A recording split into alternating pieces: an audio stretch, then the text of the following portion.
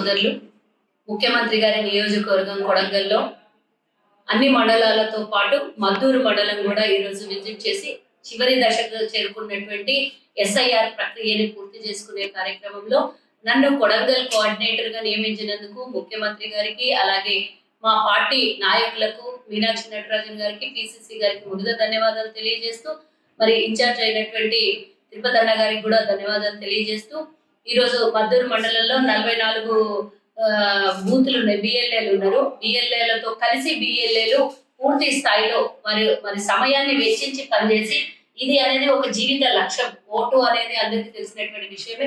ప్రజాస్వామ్యంలో మన హక్కుని వినియోగించుకునేది అంటే అడుగు తినేవాడి నుంచి అంబానీ అయినా సరే ఎవరికైనా ఒకటే సమాన హక్కు కలిగినటువంటి ఓటుని మనము వినియోగించుకోవడం అనేది ఎంత ముఖ్యమో ఈ ఎస్ఐఆర్ ప్రక్రియలో 2002 ప్రక్రియ తర్వాత ఇప్పుడు 24 సంవత్సరాలకు జరుగుతున్నటువంటి ఈ ప్రక్రియలో అందరూ భాగస్వామ్యులు కావాలి.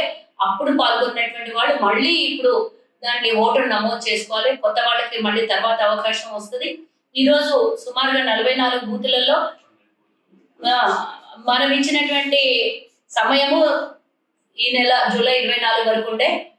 కొంత సమయం కావాలి అని మరి ఈసీకి మన పార్టీ తరఫు నుంచి రిక్వెస్ట్ చేయడం వల్ల మరో 10 రోజులు ఎక్స్టెండ్ చేయడం జరిగింది. ఆ 10 రోజులలో భాగంగా ఇప్పుడు మరి చివరి దశకు చేరుకొని ఇంకా మిగతా వాళ్ళైతే 12 మంది 100% చేసేసిండ్రు. ఈ రోజు ఉదయం 10 గంటల వరకు 100% అయిపోయినటువంటి 12 మంది మరి ఈ రోజు అందరితో సమావేశం ఏర్పాటు చేసినాము. పార్టీ కార్యకర్తలు, పార్టీలో నాయకులు, అలాగే ఇక్కడ మున్సిపల్ చైర్మన్ గారు ఈరోజు అవైలబుల్ లేరు, అలాగే మండల అధ్యక్షుడు, పిఎస్సి చైర్మన్ గారు, అలాగే సర్పంచ్, కౌన్సిలర్లు, బిఎల్ఏ అందరితో కలిసి సమావేశం ఏర్పాటు చేయడం అయింది.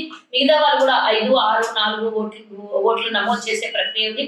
అది కూడా 30 తారీఖు వరకు కంప్లీట్ చేయమన్నాము. ఏవైతే డెత్ ఉంటాయో అవన్నీ కూడా రిమూవ్ చేస్తూ మరి ఒక నోటీస్ ఎంఆర్ఓ గారికి కూడా ఇందాక మాట్లాడడం జరిగింది.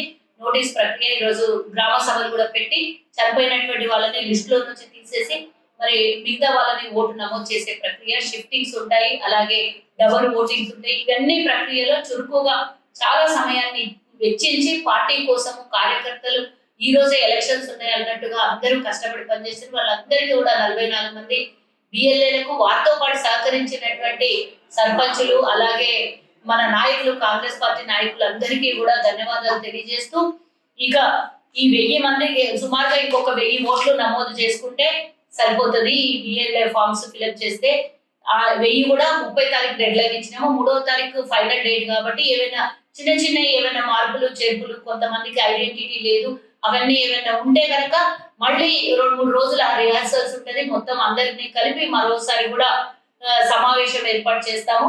ముఖ్యమంత్రి గారితో వీళ్ళందరినీ కూడా ఒకసారి కల్పియాలని వారి కోరిక ఉంది. అందరు ఫోటో దిగాలని, దానికి కూడా ముఖ్యమంత్రి గారు కూడా సుముఖత తెలియజేశారు మొన్న మీటింగ్ లోనే.